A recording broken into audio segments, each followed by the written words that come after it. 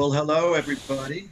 Welcome to our Electric Strings Educator Connect 2021 event with NS Design and many of our artists and educators. Our Electric Strings Educator Connect 2021 event with NS Design and many of our artists and educators. Our Electric Strings Educator Connect 2021 event with NS Design.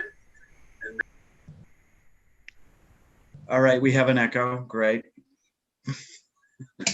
I'm going to ask you to go alphabetically, first name, and introduce yourself and tell us what institution you are with and what you're excited about right now. So, I guess, is that me? Am I first? I do believe so. Hi, I'm Anna Blanton, and I play with a number of different bands. Jericho Woods, whom Paul Priest also plays an NS Design bass, and Ned, he said hello. Croghan's Crossing, Strings of Indian Creek, Paducah Symphony, and I'm the new owner of Kentuckiana Music Center as of this year, and I also have a huge studio of little violinists that I teach on a weekly basis.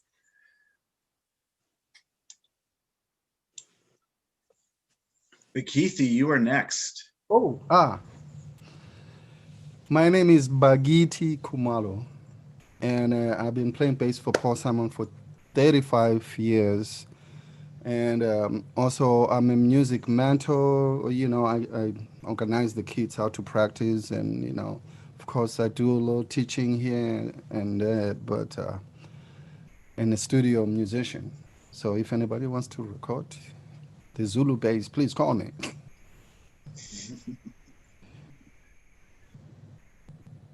Brittany, you're next. Hi, my name is Brittany Frompovich. I'm a musician, bass player, based out of Northern Virginia near DC. I teach and I play around the area. So I'm a solo bassist, but I also perform with an artist named Ashley Chevalier. I teach bass at University of Mary Washington. I'm their adjunct bass instructor. I also teach at a couple different studios around the area, Picker Supply, which is a vintage music shop, William Mason Fine String Instrument Repair, and I have my own studio. So I've done clinics, all over the area, like Gerald Beasley's Bass Boot Camp, Adam Nitty's Music Dojo when that was open, and MI in LA. Gerald Beasley's Bass Boot Camp, Adam Nitty's. Wonderful. Genevieve, welcome. And MI in LA. Could I ask a question? Genevieve. Can anyone hear me? Yep. Yeah, we can hear you. Is anyone having difficulty with the audio? Can anyone hear me? I'm having a lot of Hey, echo. We're getting echo. Pretty bad. yeah, Ned, that's actually coming from your mic. Maybe what you should do is disconnect and reconnect to the meeting, if that's okay with you. Pretty bad. Yeah, Ned, that's actually coming from your mic. Maybe what you should do is disconnect and.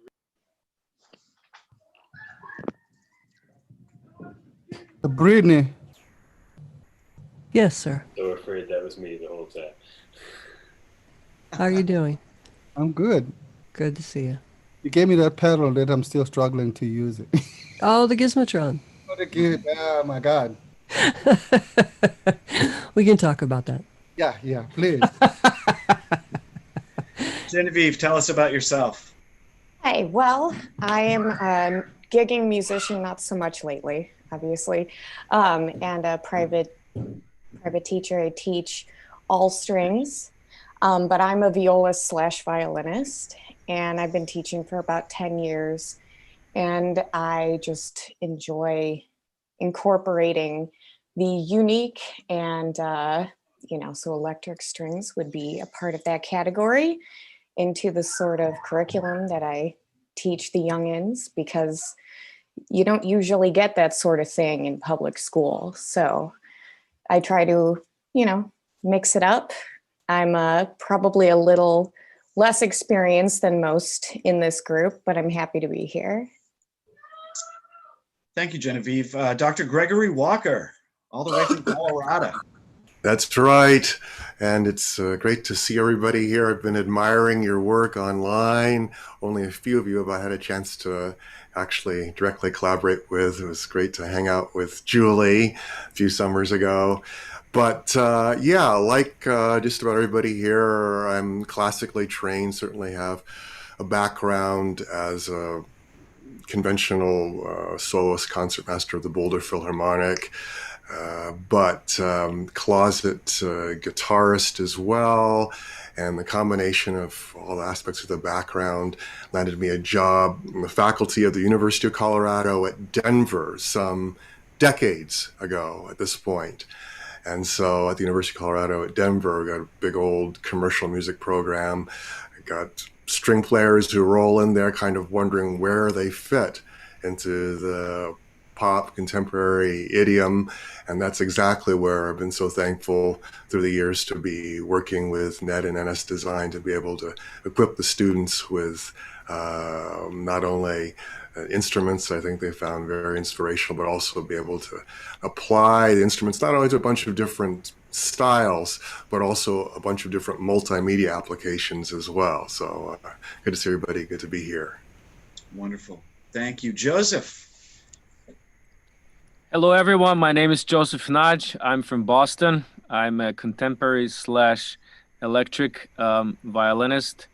And I live in Boston for about 21 years now.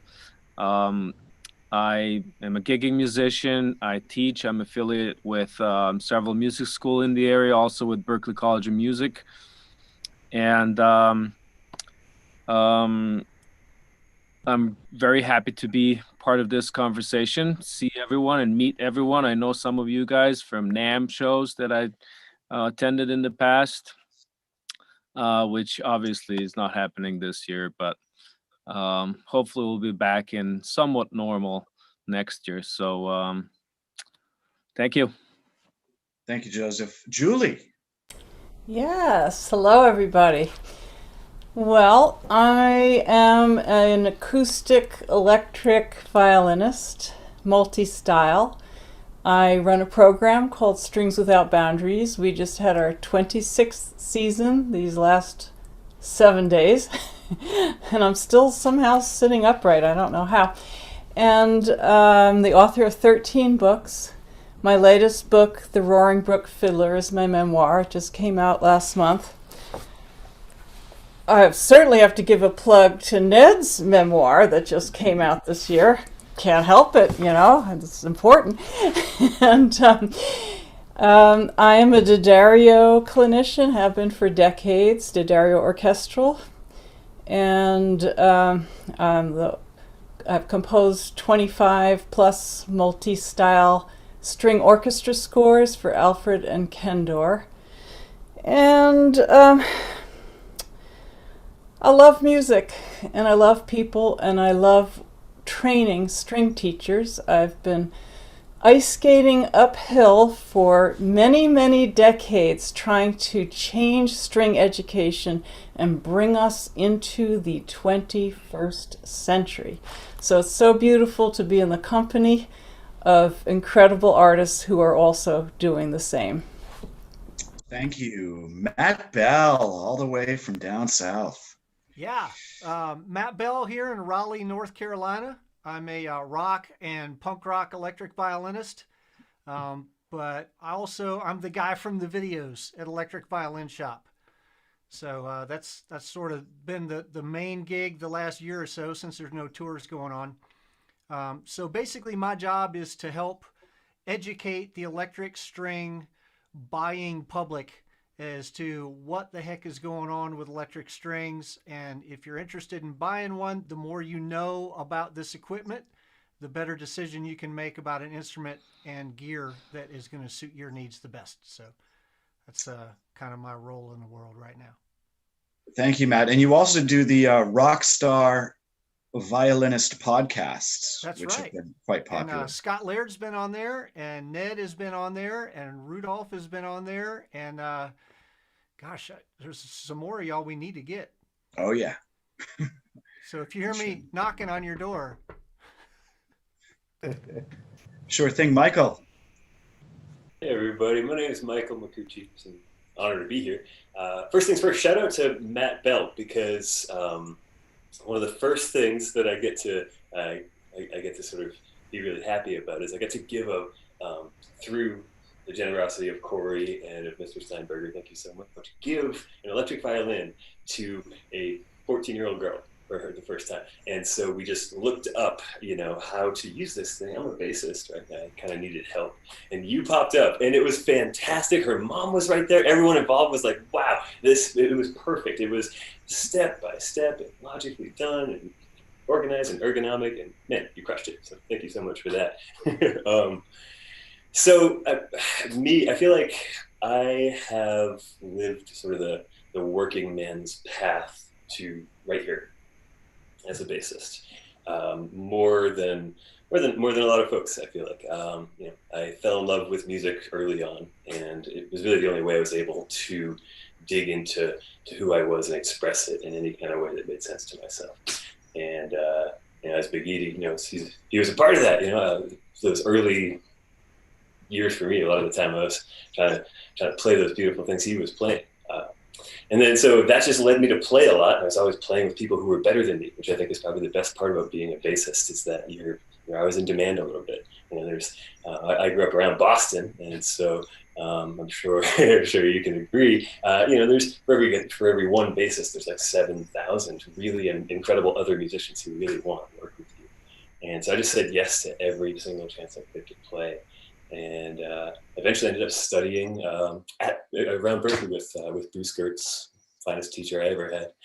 Learned a lot. And through all that, I was teaching, not necessarily music right away, right? Kind of paid my way again, and through college and everything, and then ended up teaching, first in public schools and then in kind of a performing arts school.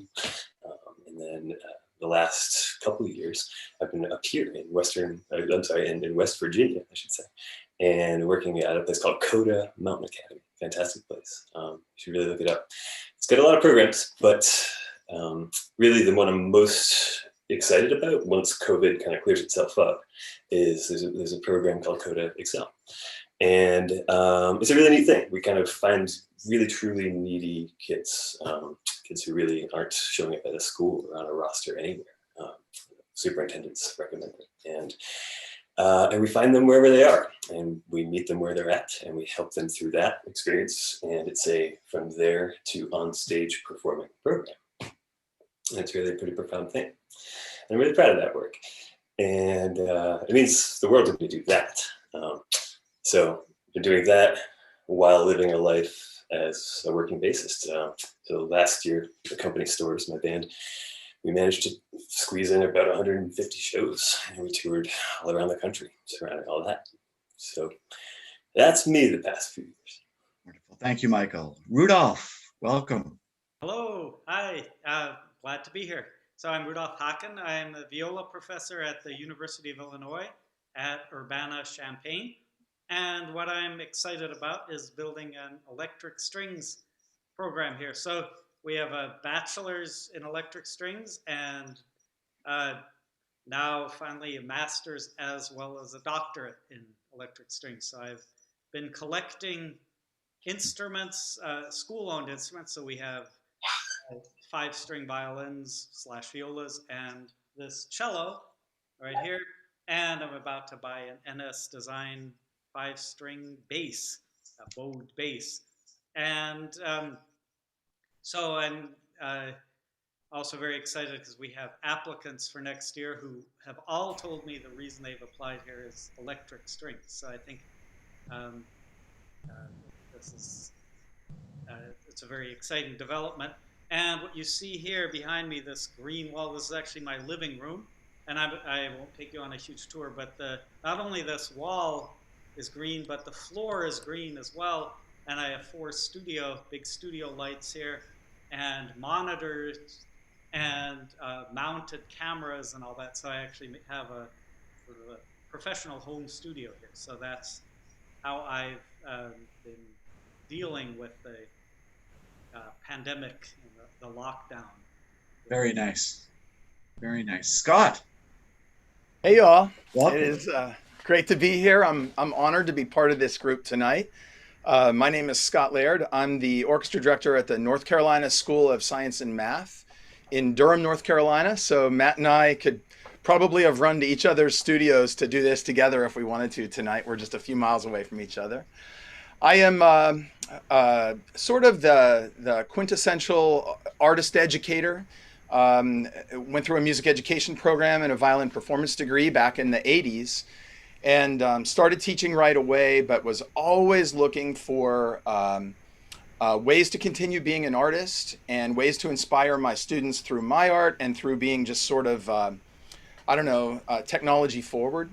And so in the early 1990s, I was probably one of the first guys to put electric strings in the public school classroom when I was teaching in the Washington, D.C. metropolitan area, and did that for quite a while, and have been a recording artist with a band called Believer, which back in the late 80s and early 90s, heavy, like a metal thrashy band that just my students thought was great, and I was inspired by that work and have continued just trying to be a legitimate artist and a legitimate educator and an inspiration for students and colleagues and teachers over the past 35 years or so. And I'm so honored to be affiliated with NS Design and Ned and all of the other panelists tonight. So it's great to be here. Thank you. Thank you. And our new addition, Tavia, welcome. Hello. I am a recent graduate of the University of Illinois at Urbana-Champaign. Rudolf Haken was one of my professors. And I'm a Baroque violist, but I also apparently dabble in electric instruments as well. Fantastic. Well, welcome. We're great to have you here in a wonderful performance of the Bud Powell tune earlier today. Holy cow. I would not have wanted to sight read that. That was crazy. Well, you can all take it from here. I'm going to introduce a little icebreaker. Maybe each of you could just take a moment to talk about some of the successes you've had this year and maybe some of the more difficulties you've had this year and how they might have changed you and altered your little, not your little, but your huge teaching methods. All right. So, well, I'm used to playing, sometimes over 200 dates a year. And obviously that kind of went away. So I started moving all my work online. I built up a pretty big online teaching studio. A lot of online live videos, just a lot of online everything, it seems to be this past year. A lot of recording. I kind of started doing a lot more at-home recording. I used to do a lot of, commuting to Nashville, Louisville, the region, going to recording studios previously, just going in and recording for people, country, bluegrass. I do a lot of Irish music. So just pretty much starting to do everything more remotely. And, I never really used my NS electric fiddle for recording before. And I found out this past year, I can get some great sounds out of it. So that's kind of a new thing. I'm now doing a whole lot of recording with this gear that, I didn't really think I was going to get the same quality out of, my 300-year-old European violin or whatever. And actually, I got some better sounds out of my electric instrument this year. So I was like, whoa, this is really cool. I can even adjust the sounds. If I'm playing like a rock album and they want string parts, I can now adjust the tones versus like a country fiddle part. So that's been kind of cool. Working from home, teaching wise, it's been really neat remotely. You can't always play along with your students real well over Zoom or Skype. Sometimes that's the only option to teach some of these kids with. So it's been cool utilizing, electrified work to work on improvisation. Some of these kids I've, hooked up with loop pedals. So kind of teaching them, timing, how to improvise, totally new concept for a lot of kids. So it's been really neat to, work with online lessons on creativity, thinking out of the box, not just reading notes on a page, but understanding theory and improv, and just a whole nother level that maybe we hadn't tapped into previously. So it's been an interesting year. Lots of online digital content. So, yeah. Beautiful.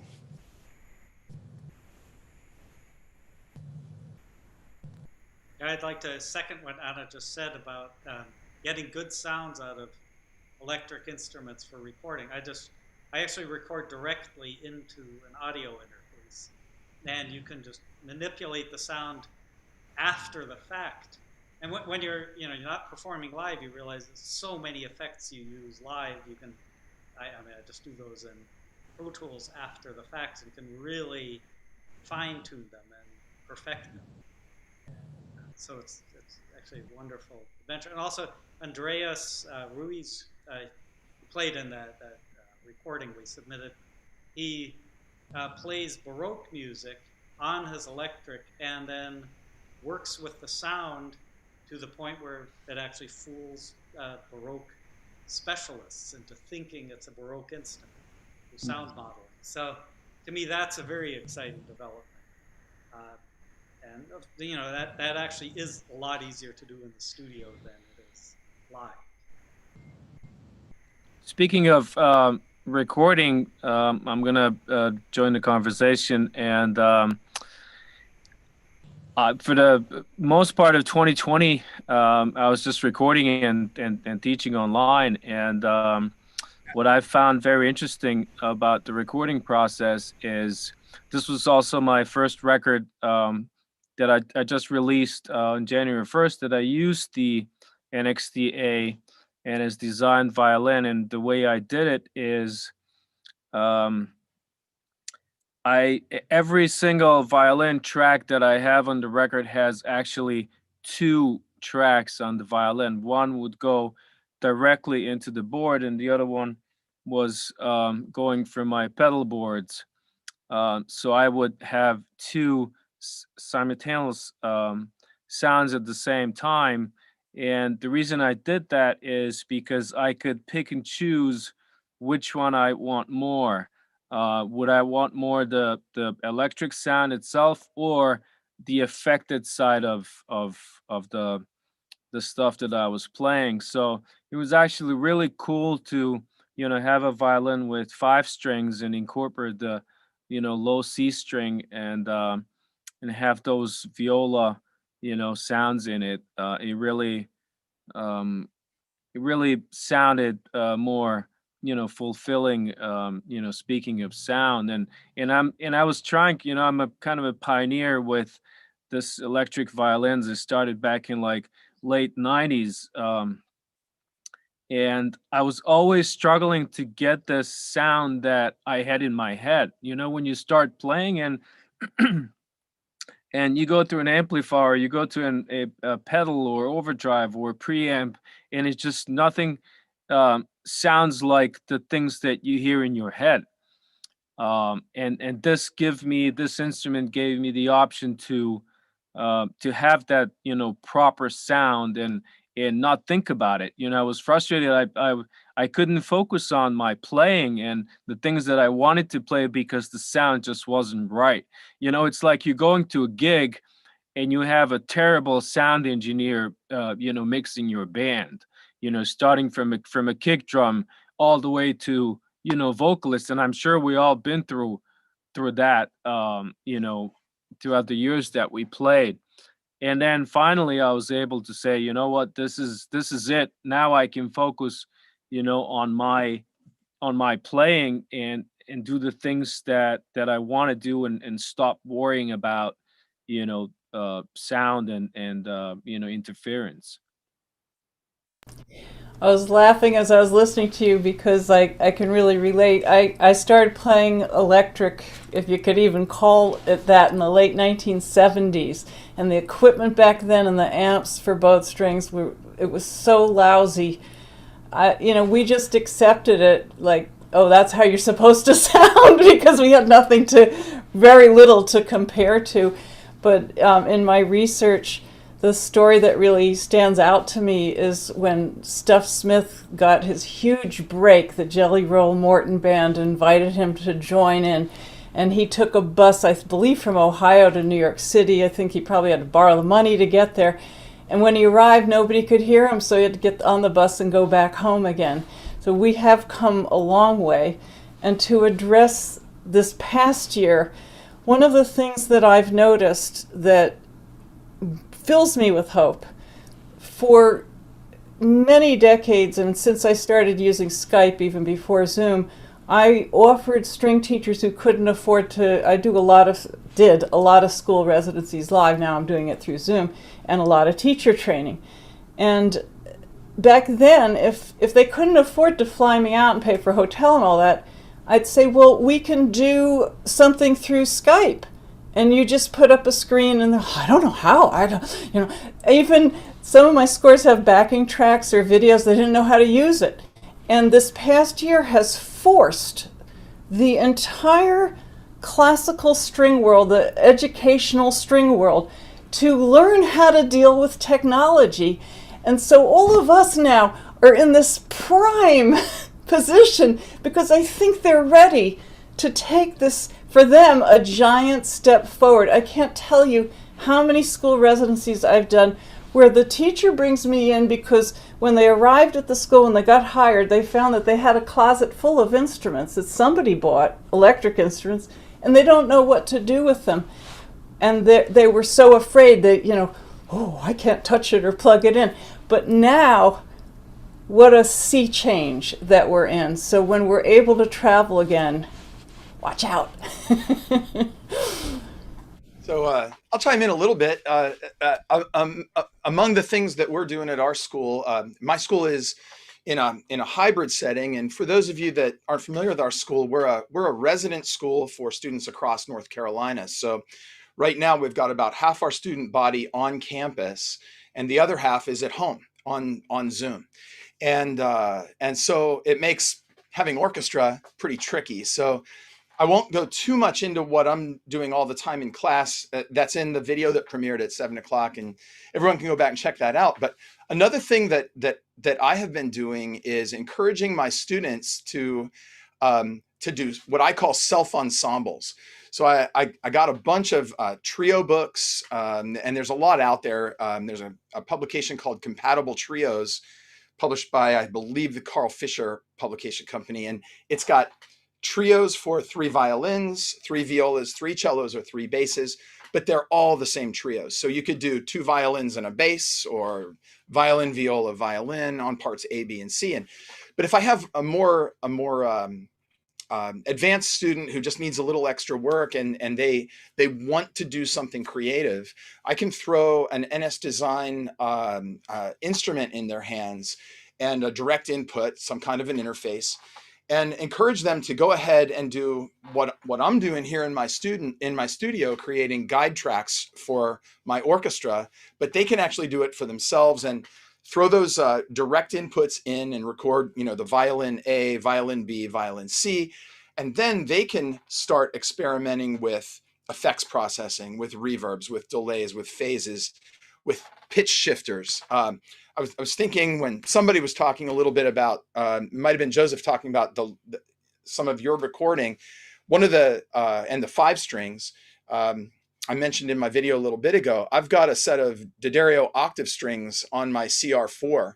And so I can, drop down into a lower range and, literally become the cello with that, in terms of not only the actual pitch, but also the nuance that I'm playing with. I'm playing with a bow. I'm not on a synthesizer or something like that. And I've just found that these guide tracks, and particularly encourage kids to grab an electric instrument, plug in direct, and to create self-ensembles, is a really telling experiment, even for a super advanced student. The music doesn't have to be super hard. It really causes us to think about intonation and nuance and accuracy and tempo and time and all of those things. So that's a little bit of some of the things that I'm doing with electrics. Right. I would say that even though it's like, tragic conditions, so many things are difficult, it's great to hear about the strategies for ensemble surrogates, to be sure. My background, in addition to doing the classical stuff, is actually involves digital computer music. I've got a degree, a master's in computer music from the University of California, another electronic music degree from Mills College. And so I've always been kind of obsessed with the idea of using these NS design instruments as kind of the expressive heart for heavily processed, very synthetic kinds of approaches. And so when I work with my students, I have to do it remotely. A lot of times we can actually get into the details of exactly how you want your processing to sound. And a lot of this is going to be for more abstract, modernistic styles, to be sure. But it's kind of my thing, so it's not a problem. And I've always appreciated that, not only just in terms of having something that's just an expressive, sensitive, responsive instrument like NS Design, to be able to control what's otherwise, basically a synthesizer patch, but also, I gotta say, it's a superficial thing, but just the aesthetics of the design of these instruments live on the stage, it's there, and it doesn't really tell you what style it's going to give you. It doesn't have any kind of insinuation there whatsoever. And I feel like that just kind of opens up the window for all sorts of different kinds of approaches, just in terms of audience expectation and how you can just take it in a bunch of different directions.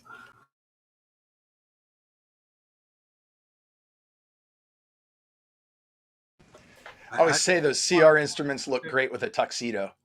Or jeans and a t-shirt. What you guys are talking about there is so inspiring for me, because making the tools for the work that you guys do is what I do, and that they can sometimes be inspirational to make it possible to do something more, or to have more, to be more comfortable, or just to find ways to make music with these tools. And the way you're talking about the new opportunity with electric and instruments, it's this is what I dream about, and so this is like, just listening to you guys is kind of a dream for me. But also there are challenges with these instruments too, I would think, in education.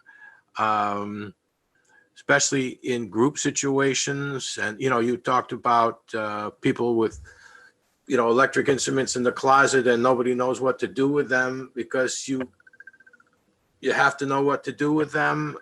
So that there's this great opportunity in education is fabulous, that there are also challenges I can imagine. So anything I can learn about all of that, where maybe it could help me to make an instrument that works a little better next year, of course, I'm all ears. So anyway, thank you all for your comments.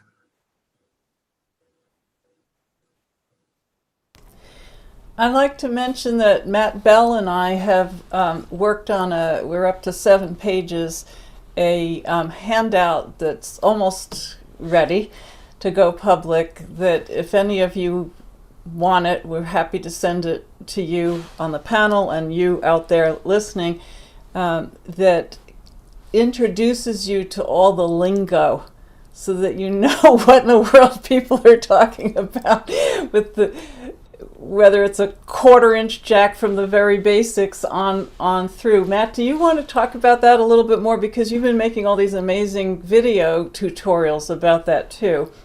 Yeah, and I appreciate you asking me to help with that. It's a reminder. I've been playing and doing audio engineering for, electric 25 some years.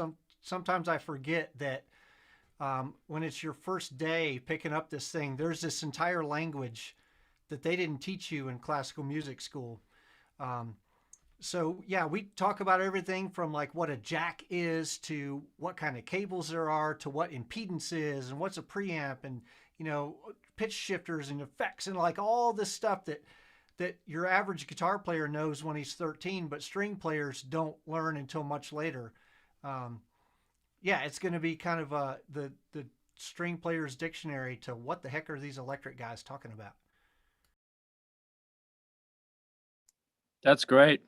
That's really helpful because, you know, we have students coming in, obviously coming from classical background, exactly as you said.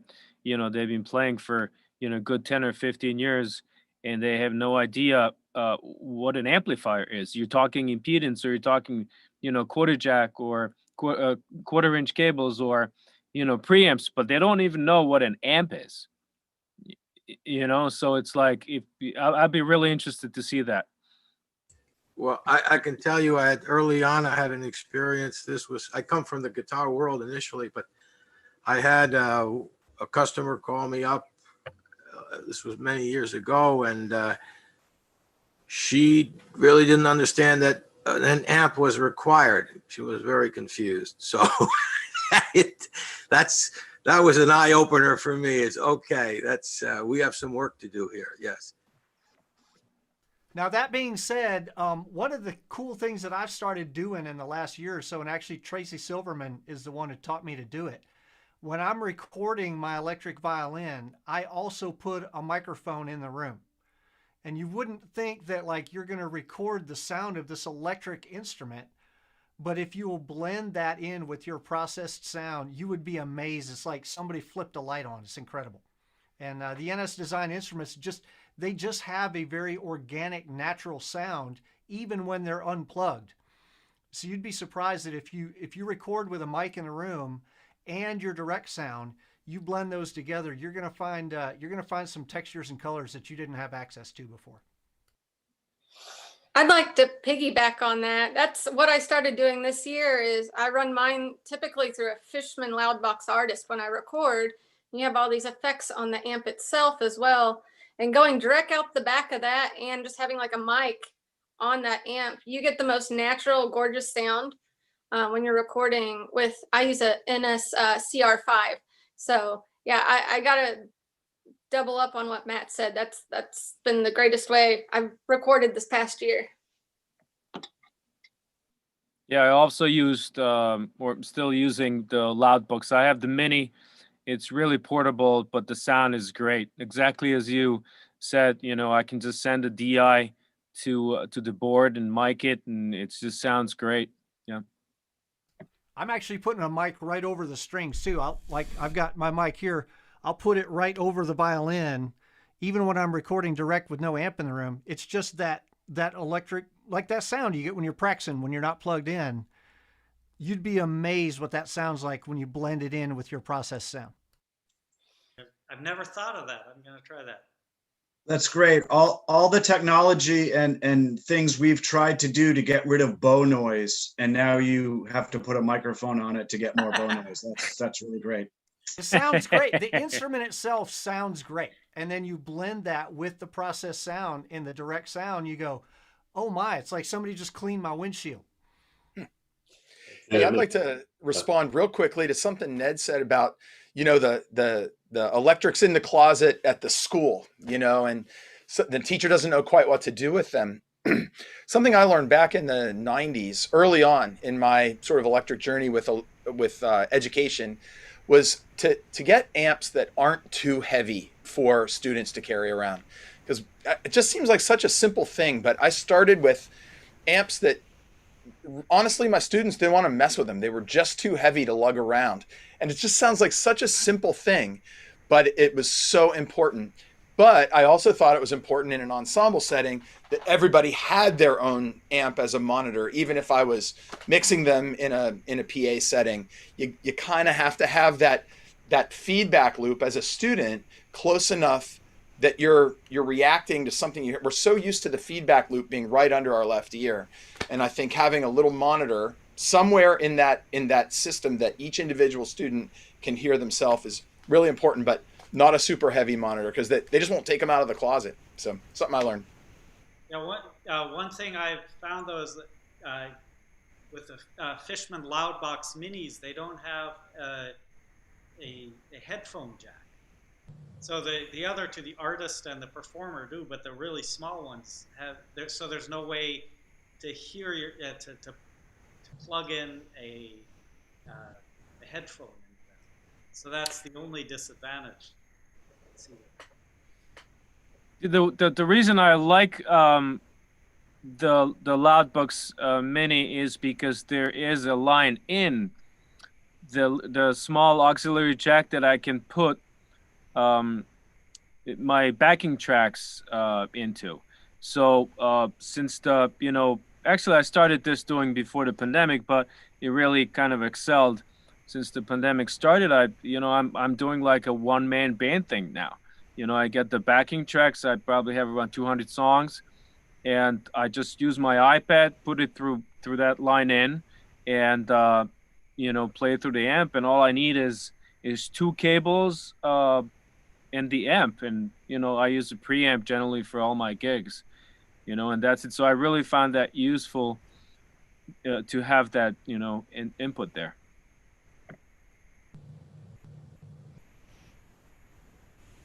Well, I can just talk a little bit. I'm not a classical musician, I came from South Africa playing the music that people can dance and drink. And then I ended up playing on the Paul Simon tour.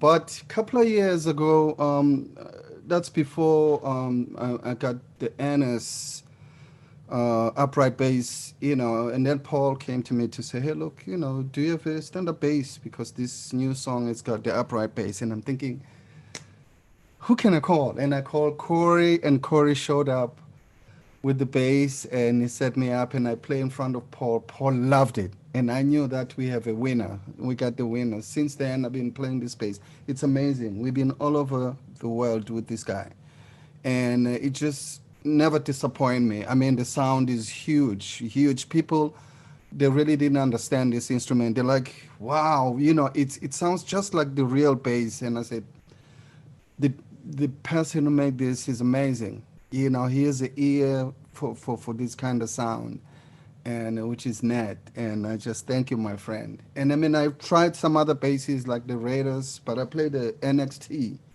which is really ridiculous sound.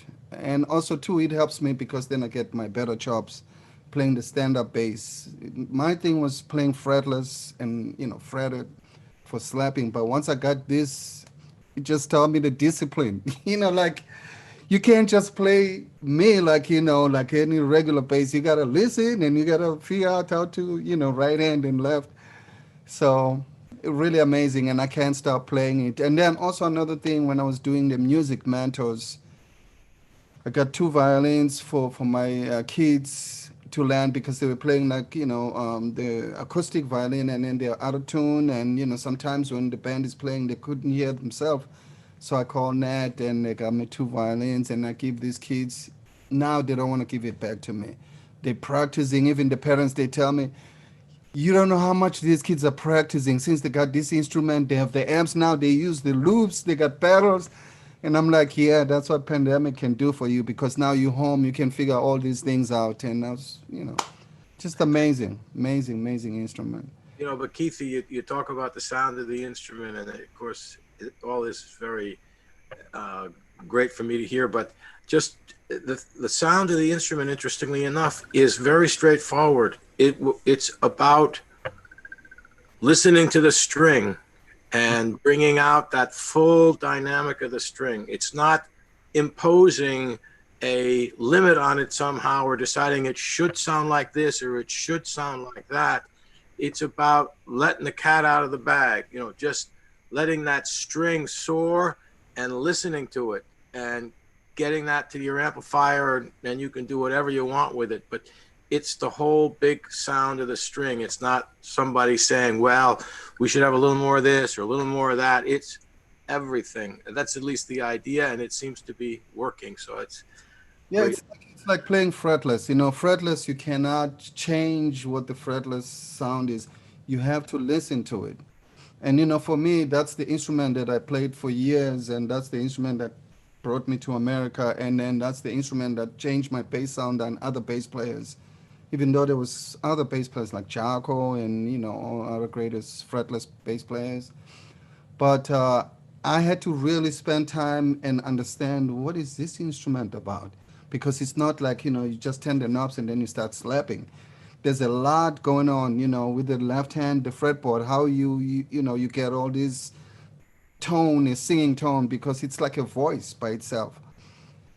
So is this bass. I mean, like, when I first got it, I just could never stop playing. I take it to my hotel, like on the plane, we have a private jet. I can, just keep playing so that I get used to it. And also, too, it demands your energy because the neck is not like a regular bass. It's, yeah, a lot of work. It's interesting you talk about a fretless bass because everyone else on this call should actually be playing fretless bowed instruments, except Matt Bell and Dr. Gregory Walker. And I'm wondering who's going to be the advocate for fretted bowed instruments, and who's going to leave the call in like 30 seconds. I talk about all the videos that I do for Electric Violin Shop. I do a live stream every week. So I actually produce between 40 and 50 instructional videos a year, which sounds like a lot, and it is. It's a lot of stinking work. Next week, a week from tomorrow, is going to be frets. And I've done a fretted violin video before, but it was kind of like frets 101. The fretted video that I'm going to do next week is like grad level frets. And we're going to get into talking about just versus equal temperament and all the different temperaments and how frets on a bowed instrument, it's not the same as frets on a guitar or a mandolin or a bass. They really don't function the same way. And they're not magic. They don't help you play in tune any more than really just sort of giving you a reference point on what otherwise would be this vast, unmarked, it's like being in the ocean, right? There's just, all you can see is water. There's no reference point until you play a note. And at that point, it's too late because everybody can hear it at the same time you can. And especially on loud rock stages, I'm a punk guy. So on our stages, my drummer, his hands are coming up over his head every time. It's loud. So you can't always hear all the way around the edges of every note. And the more reference points you have on that fingerboard, the better chance you've got of having a performance where your ability to play exactly in tune is not distracting the audience from the message you're trying to present. And a violin, a millimeter is a lot. You start coming up the neck. A millimeter is the difference between like, yeah, man, and oh. So next week we're gonna talk a lot about frets. And I just sold a guy a fretted CR this week, and he came into the shop, and we were really spending a lot of time with left hand technique on those frets and how the amount of pressure that you're putting on that fingerboard, it's not like you can't death grip this thing with the frets. It's got to be just enough pressure that you're stopping that string from vibrating at that point. Yeah, so we're going to get real deep into frets next Wednesday. It's the Electric Violin Shop Facebook page, and then there'll be like an abbreviated version of that on our YouTube. But man, I really love the way that the NS frets feel.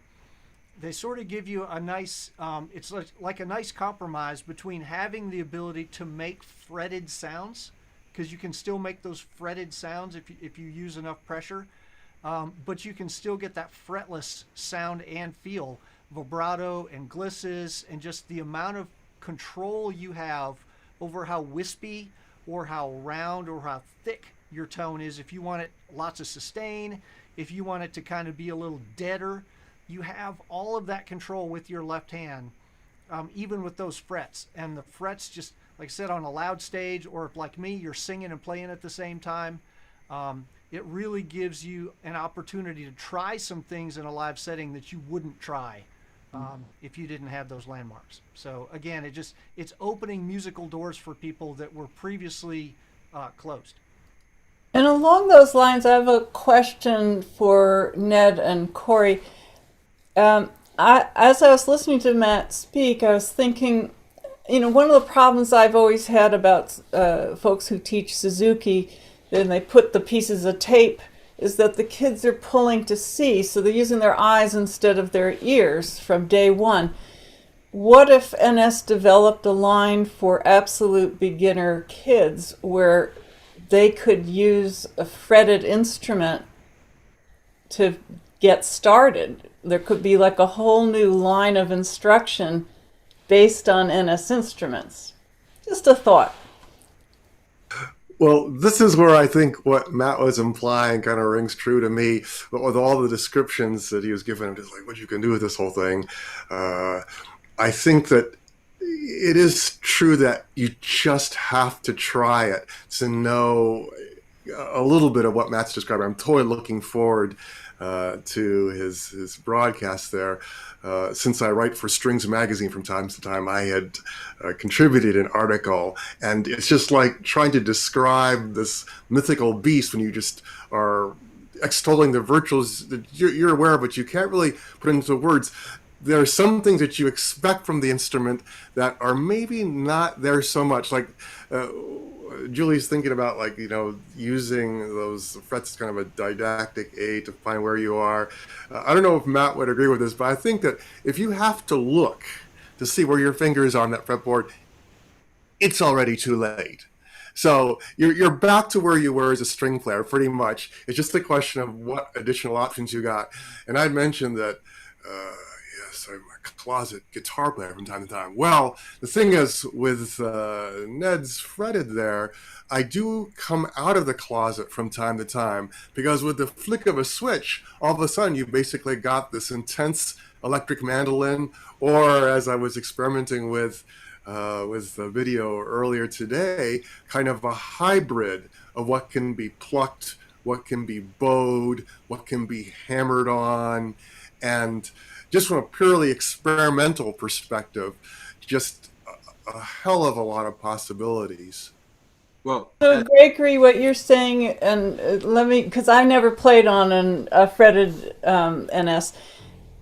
Are both of you and Matt, saying that you don't feel anything if you're blindfolded? There's nothing about the frets that give you tactile sense of where the pitches are? Because no, it's the opposite of that. You do have a tactile sense, because unlike a guitar, you actually play on top of the fret.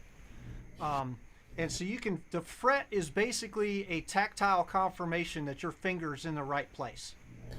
And so you can feel it. And as you're running up and down the neck, you can feel it. And again, the nice thing about the NS instruments is they've got that removable bout.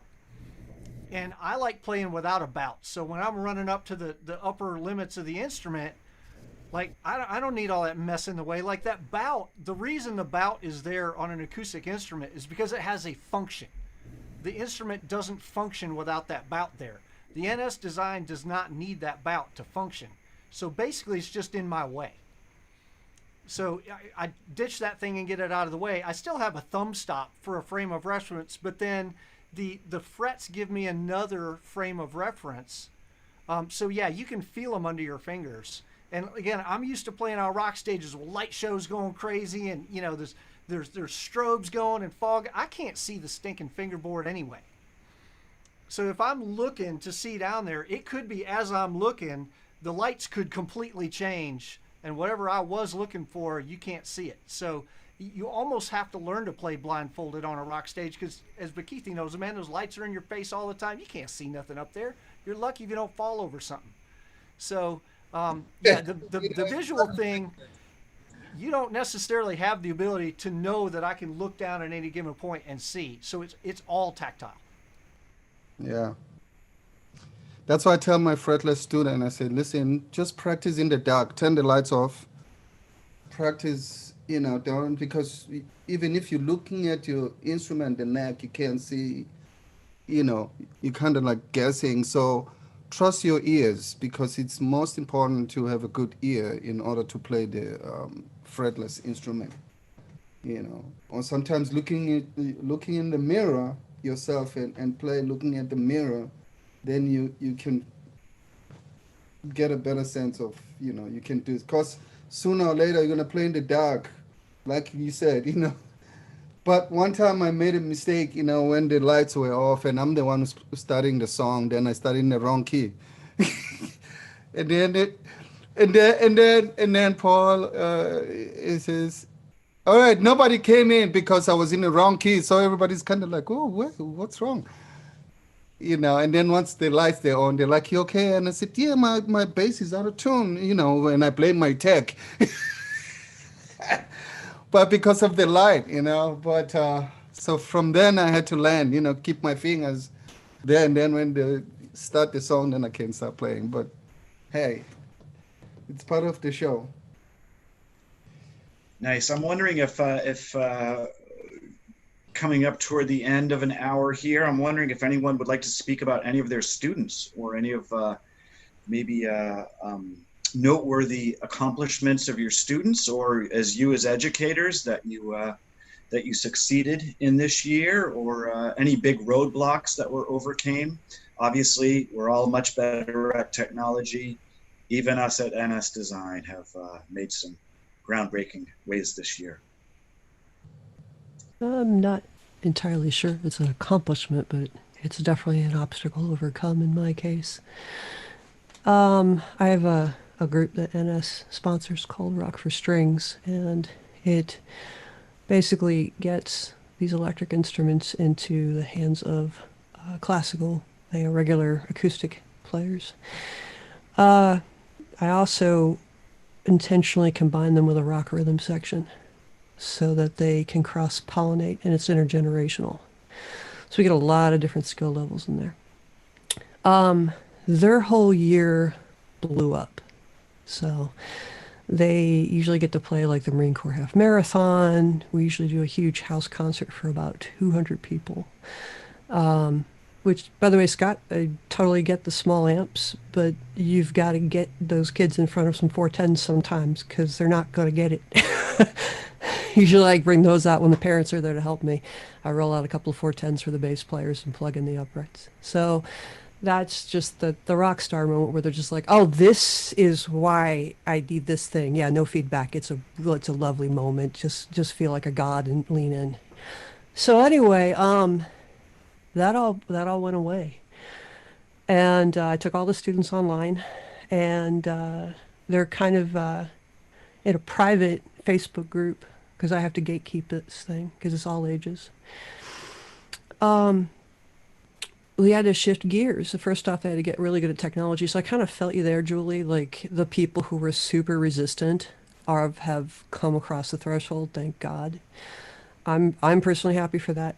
I think down the road it's going to open up options for everybody. I mean, some of them have even said, yeah, we can do lessons while you're traveling now. I was like, oh, this is great. So that got overcome. But the second thing is I kind of set up some other options, other opportunities for them, and I don't think these are going to go away when we go back to normal. A lot of people are doing like online recitals and things. We're doing an open mic, and that's twice a month. They just perform. They do videos. Some of the videos are getting very elaborate with a lot of production. I think one family might hire a CGI department the way we're going. It's kind of cool. And it's like with all things, the videos started really clunky and kind of like, yeah, we're getting the hang of it. And now they're getting kind of slick. And it's almost like not only the musicianship is in a race, but also like how good can your video skills get? Or not. Sometimes people go low tech with it, but they lean in with a different angle from the low tech side. It's interesting. The other thing that we've done is when I went out to NAMM, I got introduced to something called Gun Club at a restaurant. And it's just a bunch of people who go to a restaurant and they all know it's a certain night of the week, and they bring their instruments, and it's a networking thing. No one's expected to play. They just get dinner, everybody brings their instrument of note, and you show it off, hence Gun Club. So this was kind of cool. I did this one time, and it kind of made an impression. It was just fun to go nerd out with people.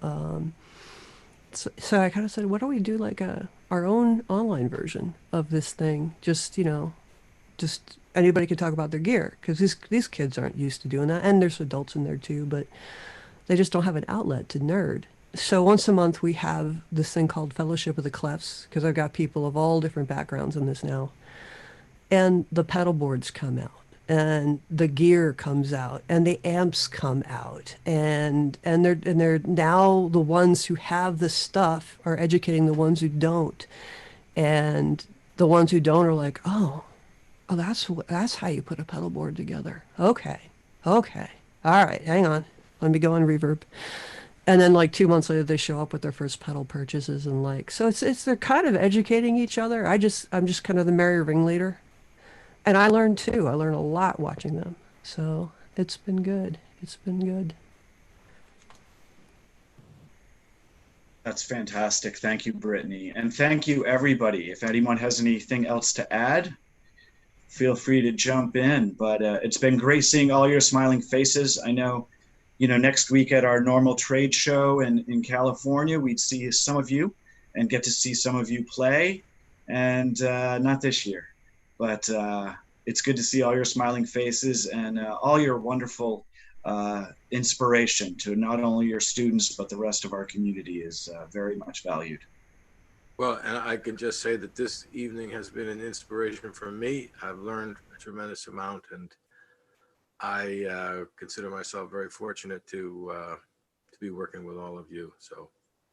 Well, we just want to thank you for making such an amazing instrument, Ned. Amazing. Thank you.